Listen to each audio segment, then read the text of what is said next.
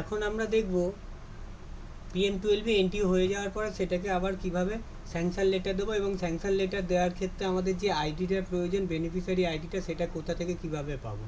এর আগে আমরা বেনিফিশিয়ারিটা এন্ট্রি করে দিলাম PM12, এবার সেটাকে আমরা পাবো কোথায়, login.sbm.gov.in পোর্টালে লগ ইন করার আগে, মানে লগ আউট করে MR13 পাবো। এখানে আমার sbm.gov.in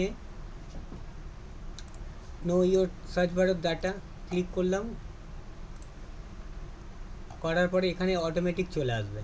এখানে আমি লগ ইন করবো না, লগ ইন করার আগে আমার MR13 তে যাব, যাবার পর এখানে স্টেটের পর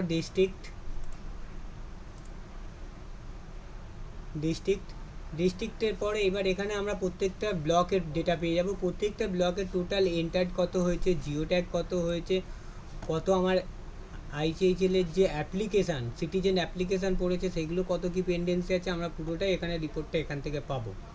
এখান থেকে আমার এসে ফার্স্ট কলম যেটা আছে entered by district block approval, মানে যেটা আমরা সিটিজেন অ্যাপ্লিকেশান থেকে অ্যাপ্রুভাল দিয়েছি অথবা আমরা নিজেরা এন্ট্রি করেছি PM12, টোটালটা এর মধ্যে পাবো। এর মধ্যে যখনই ক্লিক করলে একটা আমাদের এইরকম একটা ইন্টারফেস চলে আসবে। এখানে আপনার যে আধার কার্ড দিয়ে আপনি এন্ট্রি করেছিলেন যে বেনিফিশিয়ারিকে, সেই আধার কার্ডের অ্যাজ পার আধার কার্ড যে নাম আছে সেই নামটা দিয়ে আপনি সার্চ করবেন।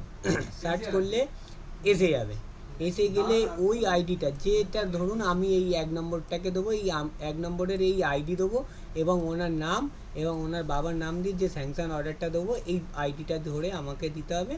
এবার দিলে এই আইডিটা দিয়ে যদি দেন, যখন এই বেনিফিশিয়ারি যখন আবার আপনাকে টাকার জন্য ক্লেম করবে, তখন আপনি এই আইডিটা দিয়ে সার্চ করে অ্যাসেট এন্ট্রির জন্য ডেটাটা খুঁজতে সহজ হবে। তাই এই আইডি দিয়েই আপনারা স্যাংশন অর্ডারটা দিলে খুব ভালো হবে।